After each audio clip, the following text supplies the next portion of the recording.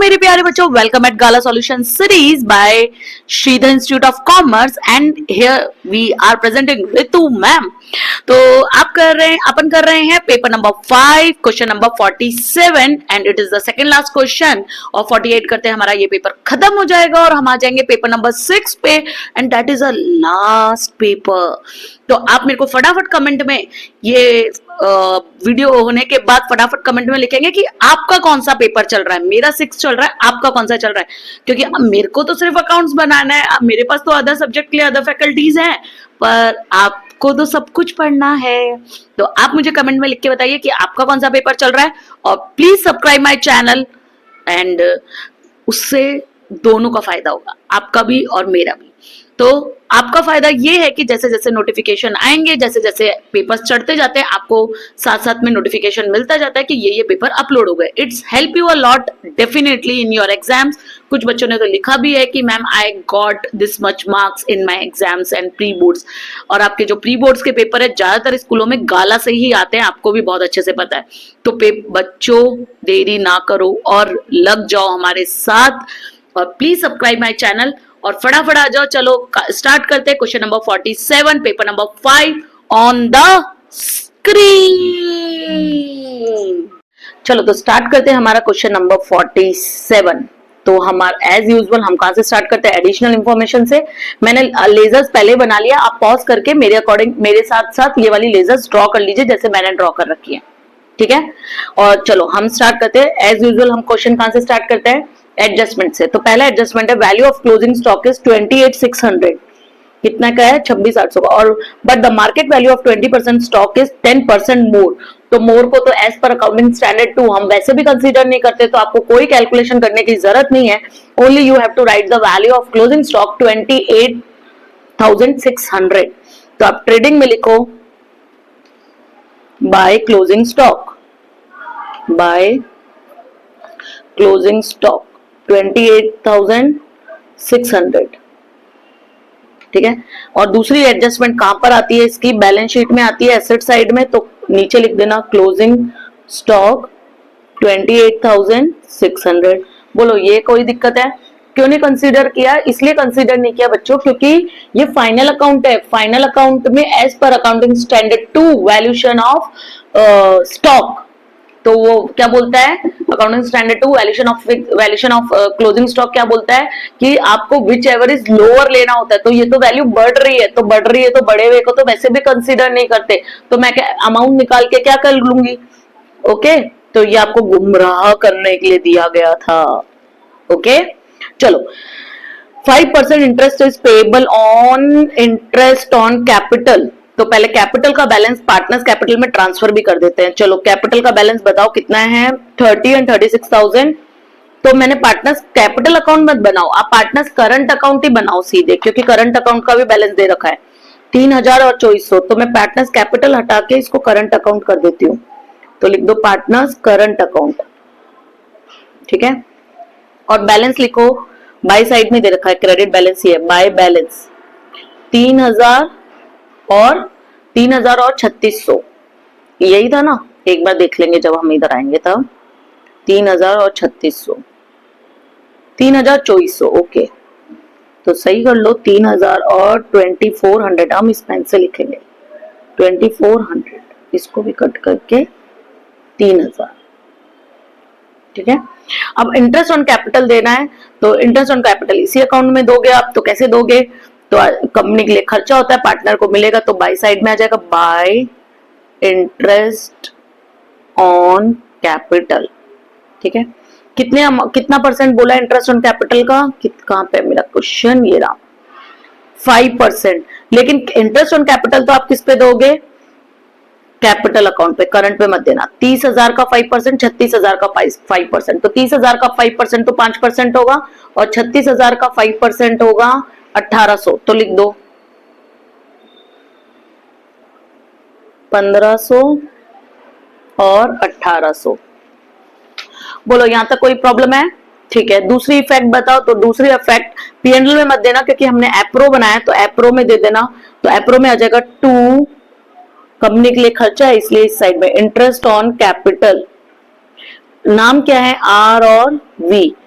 तो 1500 और 1800 टोटल करके अमाउंट बाहर जाने देना। तो प्लस 1500 प्लस 1800 सो 3000 3300 सॉरी 3300 ठीक है। तो इंटरेस्ट ऑन कैपिटल कंपनी के लिए खर्चा होता है, इसलिए पी&एल अकाउंट के डेबिट साइड। लेकिन हम जो अगर पी&एल एप्रो बना रहे हैं तो पार्टनर से रिलेटेड जितनी भी आइटम होंगी ना वो पी&एल में नहीं दिखा के पी&एल एप्रो में दिखा देना। लॉजिक वगैरह सब सेम रहने वाले हैं जो पी&एल के लॉजिक होते हैं, खर्चे debit side, income credit side. और पार्टनर्स करंट अकाउंट के लिए वो तो जैसे कैपिटल चलता है वैसे अब की बार इफेक्ट काय में दे रहे हैं, करंट अकाउंट में दे रहे हैं। तो पार्टनर को जो जो मिलेगा वो क्रेडिट साइड में और जो जो पार्टनर से कंपनी वापस लेगी वो डेबिट साइड में। ठीक है, चलो हो गई दो इफेक्ट। आ जाओ फटाफट नेक्स्ट। ये हो गया, ये हो गया। Credit sale of 4000 is not recorded in the book of account. तो आप लिखना भूल गए सेल, क्रेडिट सेल। तो अगर क्रेडिटर की आप सेल्स में लिखना भूल गए तो उधर आप डेटर, क्योंकि क्रेडिटर की इफेक्ट सेल्स की इफेक्ट किस पे होती है, डेटर्स पे भी होती है। तो आप सेल्स लिखना भूल गए तो आप डेटर्स भी लिखना भूल गए होंगे, क्रेडिट सेल है इसलिए। तो सेल्स पकड़ो कितने की है, 1,84,000। तो ट्रेडिंग अकाउंट में लिखना बाय सेल्स, इनर कॉलम में लिखना 1,84,000 और उसमें ऐड कर देना अनरिकॉर्डेड 4,000 का। ठीक है, अभी यही रहने दो क्योंकि क्या पता सेल्स रिटर्न आए तो। ठीक है, और हम करते हैं इसकी दूसरी इफेक्ट, डेटर्स पकड़ लो। डेटर्स भी देख लो फटाफट, डेबिट साइड में मिलेंगे आपको। कितने दे रखा है, 69,000। तो बैलेंस शीट में डेटर्स लिख लो 69,000, डेटर्स लिखो, इनर कॉलम में लिखना 69,000। और सेल्स बढ़ेगी तो डेटर्स बढ़ेंगे, परचेज बढ़ेगी तो क्रेडिटर्स बढ़ेंगे, तो बढ़ गई है सेल। तो प्लस अनरिकॉर्डेड 4,000। इसको भी अभी इधर ही रहने देना क्योंकि क्या पता बैड डेप्ट वाला काम हो। ओके, चलो आगे चलते हैं हम। नहीं, यही तो है हमारा क्वेश्चन। ट्रांजैक्शन है, बैड डेब्ट reserve is to be maintain 3,000 and provide 5% bad discount reserve. Discount reserve का बाद में देखते हैं, पहले बैड डेब्ट का काम कर देते हैं। तो बैड डेब्ट रिजर्व आपको कितने के मेंटेन करना है, 3,000 के मेंटेन करना है। तो इसकी इफेक्ट सबसे पहले आप देते हैं ना बैलेंस शीट में। तो बैलेंस शीट में आपको बीडीआर क्या करना होता है, अगर बैड डेब्ट दे रखे तो पहले बैड डेब्ट माइनस करते और फिर रिजर्व दे रखे तो रिजर्व। तो पहले मैं इसकी कैलकुलेशन करके अमाउंट फाइनल बाहर लिख देती हूँ। तो 69,000 प्लस 4,000 तो वो हो गया 73,000। और नया मुझे बीडीआर चाहिए, बीडीआर कितना, 3,000। ठीक है, अभी भी अंदर ही अमाउंट रहने देना क्योंकि डिस्काउंट रिजर्व भी है। ठीक है, अब देखो इसकी दूसरी इफेक्ट, पी&एल में टार्ट बना देना। पी&एल में टार्ट आपको बचपन में सिखाया होगा किसी ने। तो लिखो टू बैड डेब्ट, टू बैड डेब्ट किसका, टी ट्रायल बैलेंस का बैड डेब्ट। ट्रायल बैलेंस में बैड डेब्ट दे रखा है क्या, देखो ट्रायल बैलेंस में बैड डेब्ट दे रखा है क्या, डेबिट साइड में होगा, यस 1400। तो वो इनर कॉलम में लिखो 1400 प्लस कर दो इसमें बैड डेब्ट किसका, ए एडजस्टमेंट का। तो वो हमको नहीं दे रखा है, ए तो वो हमको नहीं दे रखा है। फिर अगेन प्लस कर दो, देखो टार्ट करते हैं, TAAT, ऊपर वाले 3 आइटम प्लस लास्ट वाला माइनस। छोटे लोग लाइन में आगे, तो ये दोनों वर्ड है बैड डेब्ट के लिए और ये दोनों वर्ड है बीडीआर के लिए। बड़े लोग लाइन में पीछे। ठीक है, और ऊपर वाले 3 प्लस और लास्ट वाला 1 माइनस। टी यानी होता है ट्रायल बैलेंस का, ए यानी होता है एडजस्टमेंट का। ठीक है, अब एडजस्टमेंट का बैड डेब्ट देखो तो नहीं है। अब बड़े लोग आगे लाइन में, तो बीडीआर किसका, ए एडजस्टमेंट का। तो वो हमने देखा कितना है 3,000, माइनस कर देंगे बीडीआर किसका, ट्रायल बैलेंस का। तो वो हमको दे रखा था, ट्रायल बैलेंस में बीडीआर दे रखा आपको कितना, 6,000 रुपए। तो वो माइनस कर देना 6,000 रुपए। ठीक है, फाइनल अमाउंट बाहर जाने दो। तो ऊपर वाले दोनों प्लस करूंगी, 3,000 प्लस 1,400, उसमें से माइनस कर दूंगी 6,000। तो आपका आएगा 1,600। लेकिन 1,600 बच्चों ध्यान से सुनो, 1,600 माइनस में आएगा। तो आप यहां नहीं लिख के, क्योंकि उसको हम यहां ले जाएंगे। ठीक है, 1,600 यहाँ पे कहीं में आएगा, माइनस में आएगा। तो या तो आप इसमें माइनस में लिखो या आप उसको उस इफेक्ट को कौन सी साइड में दे दो, क्रेडिट साइड में दे दो। तो मैं इस इफेक्ट को क्रेडिट साइड में ले जाती हूँ। ठीक है, इस इफेक्ट को मैं क्रेडिट साइड में ले जाती हूँ और यहाँ पे लिख दो, क्योंकि इनकम बना लेंगे बाय बीडीआर कितने का, 1,600 का। देखो मैं आपको लॉजिक समझाती हूँ इसके पीछे, यहाँ पे आ जाते हैं हम। इसके पीछे मैं लॉजिक समझाती हूँ, रफ है ये। ठीक है, आपके पास पहले का बैड डेब्ट कितना हो चुका है। देखो आपके पास रिजर्व कितना का पड़ा था, 6,000 का रिजर्व पड़ा है। ठीक है, आपके पास पहले के बैड डेब्ट कितने हो चुके हैं, 1,400 के पहले के बैड डेब्ट हो चुके हैं। और 6,000 का रिजर्व पड़ा था। तो पहले गुल्लक में हमारे पास पड़े हैं 6,000 रुपए, उसमें से नुकसान कितने का हुआ, सिर्फ 14,000 का। तो उस गुल्लक में से 1,400 रुपए निकालो और भर दो, तो हटा दो 1,400 रुपए। तो 6,000 में से आप माइनस कर दो 1,400 रुपए, तो आपके बचेंगे 4,600 रुपीज। ठीक है, अब 4,600 गुल्लक में पैसे पड़े हैं। अब मैं बोल रही हूँ मेरे को सिर्फ गुल्लक में 3,000 रुपए ही चाहिए, मुझे और पैसे नहीं चाहिए गुल्लक में, मेरे गुल्लक में अब 3,000 रुपए ही होने चाहिए। तो फिर गुल्लक में से पैसे निकालकर एंजॉय करो। तो बचे कितने पैसे, 1,600 रुपए। तो उसको क्या मान लो, इनकम मान लो। क्या मान लो, इनकम। अगर यही क्वेश्चन, यही चीज एडमिशन में होती है तो आप रिवैल्यूएशन में डाल देते, पर ये तो हम फाइनल अकाउंट बना रहे हैं, तो इसको पी एंड एल में आप क्या मान लो, इनकम मान लो। बचे हुए पैसे को हम अब बोल रहे हैं, हो सकता है ना कि आने वाले टाइम में अपन को पता चल गया कि भाई अब कोई भी डेटर ऐसा नहीं है जो मेरा पैसा नहीं देगा, अब सब अच्छे डेटर है, good debtors are there, all debtors are good. तो फिर इसका मतलब रिजर्व की अब फ्यूचर में जरूरत नहीं है, या फिर कम जरूरत है। तो इसने बोला अब रिजर्व की कितनी जरूरत है, 3,000 रुपीज की जरूरत है। तो हमारे पास कितने पड़े थे गुल्लक में, 4,600 रुपए पड़े थे। तो 1,600 रुपए निकाल के उसको इनकम मान लो, क्योंकि जब आप बैड डेट रिजर्व बनाते हो तो आप प्रॉफिट में से पैसा निकाल के गुल्लक में डालते हो। अब आप बोल रहे कि गुल्लक की जरूरत नहीं है, तो गुल्लक में से निकाल के वापस प्रॉफिट बढ़ा दो उतने से। तो देखो मैंने प्रॉफिट बढ़ा दिया उतने से। समझ में आया? ओके, तो कमेंट में जरूर लिखना कि ये पॉइंट मैंने आपको कैसे अच्छे से समझाया, and please subscribe my channel. चलो आगे आ जाते हैं फटाफट। डिस्काउंट रिजर्व भी बाकी है। देखो अब बच्चे क्या करते हैं, वो आधा सोचते हैं ना बाद में करेंगे, फिर वो भूल जाते हैं और फिर आगे बढ़ जाते हैं। अरे एक और बाकी है, provide 5% discount reserve on data. तो डेटर्स में से इसलिए मैंने अंदर लिखा था, माइनस कर दो डिस्काउंट रिजर्व। कितना, 5%। तो 70,000 का 5% निकालो तो आएगा 3,500। अब माइनस करके फाइनल अमाउंट कहां जाने दो, बाहर जाने दो। माइनस 70,000 माइनस 3,500, तो आपका बचेगा 66,500। ठीक है, डिस्काउंट रिजर्व की दूसरी इफेक्ट भी देनी पड़ेगी, पी एंड एल के डेबिट में दे देना डिस्काउंट रिजर्व। अब पहले देख लो क्या पहले का डिस्काउंट रिजर्व पड़ा है क्या, क्रेडिट साइड में ढूंढना। कई बच्चे दोनों साइड में ढूंढते हैं, अरे इतना टाइम नहीं होता अकाउंट्स के पेपर में। जो आइटम क्रेडिट की होती है वो क्रेडिट साइड मिलेगी ट्रायल बैलेंस में, और जो आइटम डेबिट की होती है वो डेबिट में। तो रिजर्व है डिस्काउंट रिजर्व, तो क्रेडिट साइड में ढूंढो, नहीं दे रखा। ठीक है, डिस्काउंट अलाउड है हमारे पास, नहीं है। डिस्काउंट रिसीव भी नहीं है, कुछ नहीं है डिस्काउंट का। तो ये एक नया है, इसलिए पी एंड एल अकाउंट में आप लिख दो to discount reserve, to discount reserve. ठीक है, कितने का, 3,500 का पूरा अमाउंट बाहर होता। तो इसको भी हम टाट की जैसे करते। ठीक है, चलो नेक्स्ट चलते हैं। ये हो गया पूरा। The value of the investment is determined at 12,000 and adjustment of the difference is to be transfer to the general reserve. तो देखो पहले हमारे इन्वेस्टमेंट है कितने, क्रेडिट साइड ढूंढूंगी या डेबिट साइड, पॉज करके लिखो, क्रेडिट साइड ढूंढूंगी इन्वेस्टमेंट की वैल्यू या debit side, debit side. Very good. तो इन्वेस्टमेंट है कितने हजार के, 14,000 के इन्वेस्टमेंट है। फ्यूचर में उसकी वैल्यू कितनी कर देनी है आपको, 12,000। और उसका पैसा कहां से लाएंगे आप, जनरल रिजर्व से लाएंगे इन्वेस्टमेंट। तो जनरल रिजर्व क्रेडिट होते हैं, या जनरल रिजर्व भी एक सारे प्रोविजन एंड रिजर्व से गुल्लक है। तो जनरल रिजर्व भी एक गुल्लक है, उस गुल्लक में आपका पैसा पड़ा हुआ है। कितने पड़ा हुआ है गुल्लक में पैसा आपका, क्रेडिट साइड देखना, जनरल रिजर्व 9,600। ठीक है, तो उसमें से आप इन्वेस्टमेंट की जो 2,000 की वैल्यू कम हुई है वो निकाल दोगे। तो आप उसके लिए एंट्री क्या करते हो, एंट्री क्या पास करोगे, जनरल रिजर्व का बैलेंस क्रेडिट था तो डेबिट कर दो।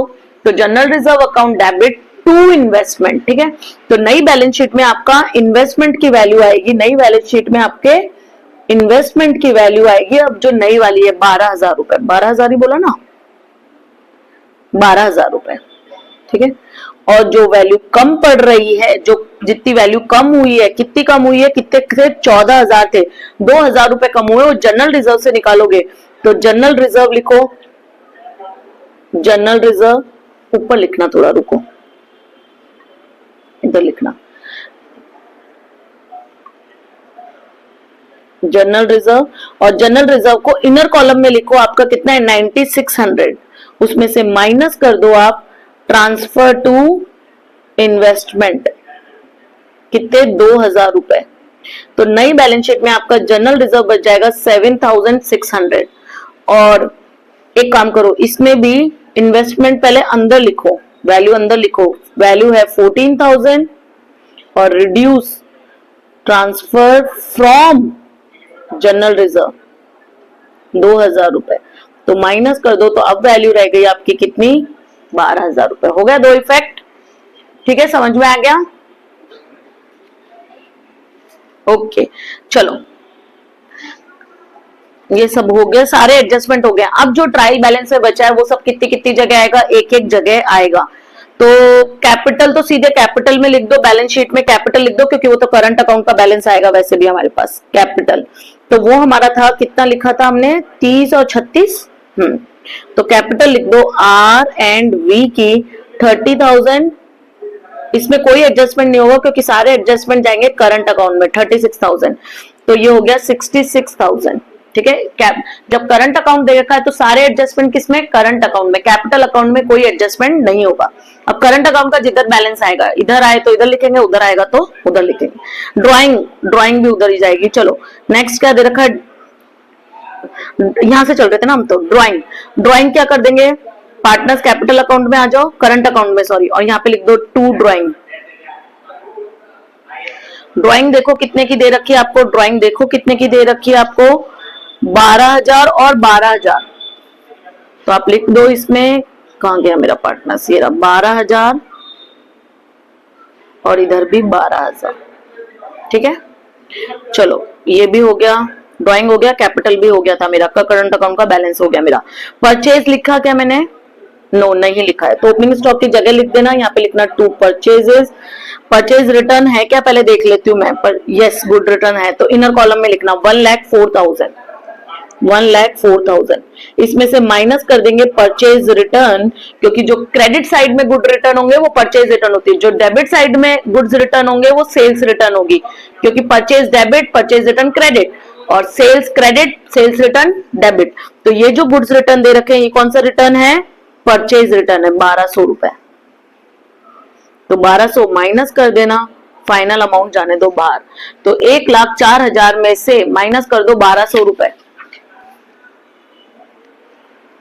तो आ जाएगा 1,02,800, 1,02,800, 1,02,000, 2,000, 3,000, एक मिनट को, 1,04,000 माइनस 1,200, 1,02,800, ठीक है, 2,800। ओके, ओपनिंग स्टॉक की जगह छोड़ी थी। चलो नेक्स्ट चलते हैं, ये हो गया परचेजेस हो गया। गुड्स रिटर्न डेबिट साइड में भी है, तो वो कौन सा रिटर्न होंगे, सेल्स रिटर्न। देखो मैंने यहाँ पे पहले ही इनर कॉलम में लिखा था, तो एसआर लिख लो, सेल्स रिटर्न कितना का दे रखा है, सेल्स रिटर्न 1,600 का, इधर ही आएगा ना, हाँ 1,600 का। तो 1,600 रुपए सेल्स रिटर्न में से माइनस करो, फाइनल अमाउंट अब बाहर जाने दो। तो ये तो बच गया 1,80, 1,80,000, उसमें से माइनस कर दो 1,600 रुपए, तो आपका आएगा 178। ओ सॉरी, ये तो प्लस होगा ना, सॉरी 1,84,000 में 4,000 प्लस होगा, तो 1,88,000 हुआ आपका। रुको मेरे ख्याल से कुछ गड़बड़ हुआ, 1,88,000, उसमें से माइनस करो 1,600 रुपए, सो यू विल गेट 1,86,400। तो 1,86,400, ओके। चलो ये भी हो गया आपका। फिर ओपनिंग स्टॉक दे रखा है 16,000, तो ट्रेडिंग में लिख लो टू ओपनिंग स्टॉक 16,000। आपने बाय द वे मेरे को बताया नहीं कि आपको कोई भी टीचर, आपको आज तक किसी ने ऐसे पूरा क्वेश्चन लिख के बताया कि ये वाला यहाँ गया, ये वाला यहाँ गया, तो किसी ने मेरे को कमेंट में बताया नहीं है अभी तक। आप सिर्फ अपनी प्रॉब्लम्स पूछते हो। चलो सैलरी कहां पे लिखते हैं बताओ, पी एंड एल अकाउंट में, तो लिख दो टू सैलरी, टू सैलरी 18,000 रुपए, 18,000 रुपए। चलो नेक्स्ट आगे चलते हैं। Other expense, carriage inward, other expense आएंगे पी एंड एल में, लिख दो टू अदर एक्सपेंस 9,600, और कैरेज इनवर्ड कितने हैं, नहीं अदर एक्सपेंस 9,000 है, गलत कुछ मत लिखो ना, फिर मैच नहीं होगा, 9,000। और कैरेज इनवर्ड आता है ट्रेडिंग में, तो यहाँ पे आ जाओ, तो टू कैरेज इनवर्ड, आउटवर्ड आता है पी एंड एल में। कैरेज इनवर्ड कितने का है, 7,500, तो लिख लो 7,500। ठीक है, ये हो गया। नेक्स्ट चलो ऊपर चलना पड़ेगा। ये रहा, चलो ऐसे रखते हैं इसको। कैरेज इनवर्ड हो गया, बेड डेट हो गया, डेटर हो गया, कैश लिख लो 9,000 रुपए। कैश लिख लो, बैलेंस शीट में कैश 9,000 रुपए। कैश तो कहीं आएगा नहीं हमारा। चलो कैश हो गया, इन्वेस्टमेंट हो गया, मशीनरी 30,000, बिल्डिंग 24,000। मशीनरी 30,000, कुछ नहीं बोला तो सीधे आउटर कॉलम में डाल दो, एंड बिल्डिंग 24,000। एक बार वापस वैल्यू देख लेना, 30,000 24,000। ठीक है, कैपिटल हो गया था, करंट अकाउंट हो गया था, सेल्स हो गया था, गुड्स रिटर्न हो गया, बीडीआर हो गया, बैंक लोन लिख लो 17,500। बैलेंस शीट में लाइबिलिटी साइड लिख लो बैंक लोन 17,500।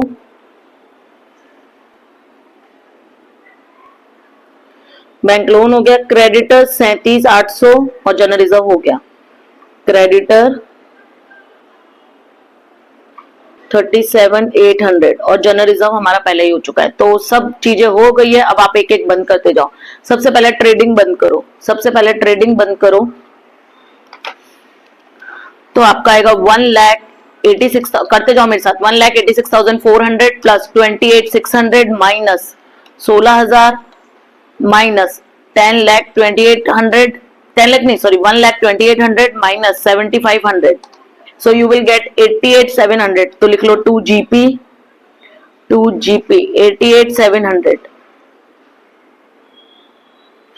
और यहाँ पे आप टोटल लिखना। जीपी को ट्रांसफर कर दो पीएम बाय जीपी 88,700। ठीक है, इसका टोटल आएगा, इसका कर लो ना 2,15,000 आएगा।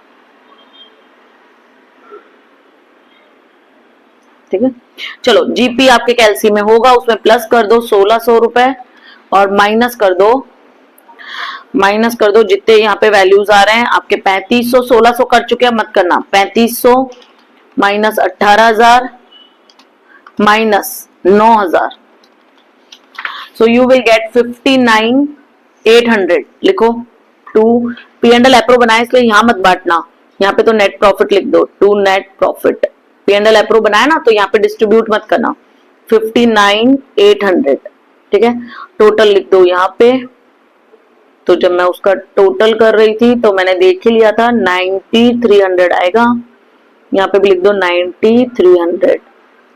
जीपी को ट्रांसफर कर दो P&L एप्रो में, तो बाय सॉरी नेट प्रॉफिट को, जीपी को नहीं, नेट प्रॉफिट कितना आ रहा है? नेट प्रॉफिट 59,800, तो 59,800। ठीक है, पार्टनर्स को बट गया था, अब बचा हुआ पार्टनर्स प्रॉफिट पार्टनर को बांट लो, डिस्ट्रीब्यूटेबल प्रॉफिट, डिविजिबल प्रॉफिट।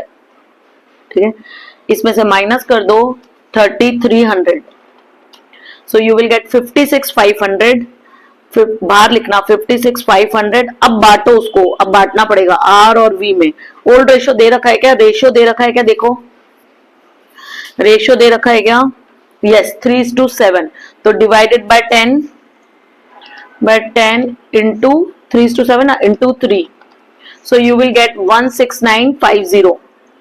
तो लिखो 16950 और देखो कैसे करना है। 16950 डिवाइडेड बाय 3 इंटू 7, 3:7 था तो 39,550 माइनस करके भी निकाल सकते हैं और कैलसी में वो वैल्यू होती है इसलिए बार बार करने की जरूरत नहीं है। तो यह जगह 39,550।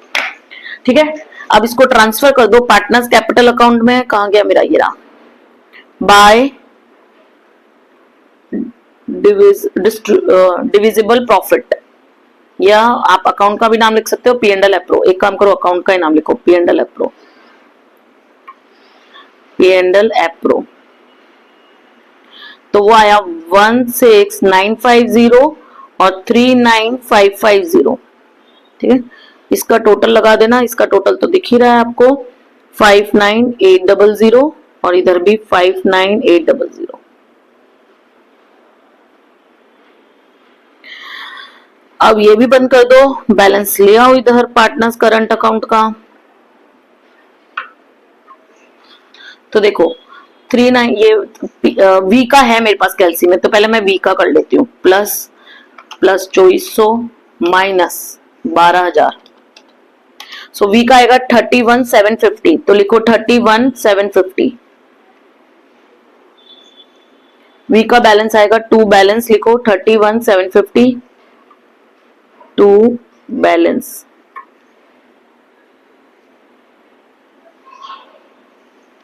एक मिनट रुको, 2400 प्लस 1800 प्लस 39,550 माइनस 12,000, 31,750। हाँ लिखो 31,750। अब इसका भी कर दो, तो 16,950 प्लस 1,500 प्लस 3,000 माइनस 12,000, 9450। इसका भी इधर ही आ रहा है 9450।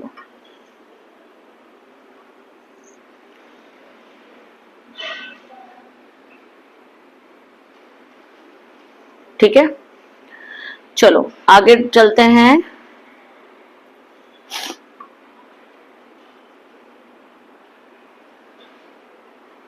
पार्टनर्स का चलो ट्रांसफर कर दो, इसको ट्रांसफर कर दो करंट अकाउंट में। करंट अकाउंट क्रेडिट साइड ही आएगा 9450 are and we.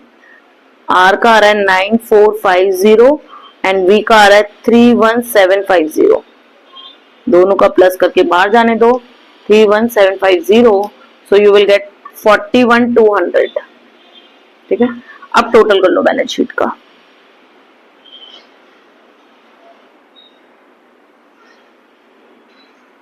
Plus 66,000 plus 7,600 plus 17,500 plus 37,800, so you will get 94,500। 94,500 देखो इधर की आ रही है क्या आपके पास?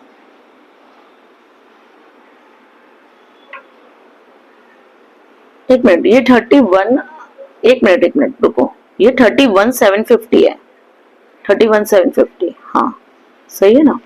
ओके चलो इधर का करो, 31,750 प्लस 9450, 41,200। ठीक है, चलो इधर का करो, 12,000 प्लस 30,000 प्लस 24,000 प्लस 9,000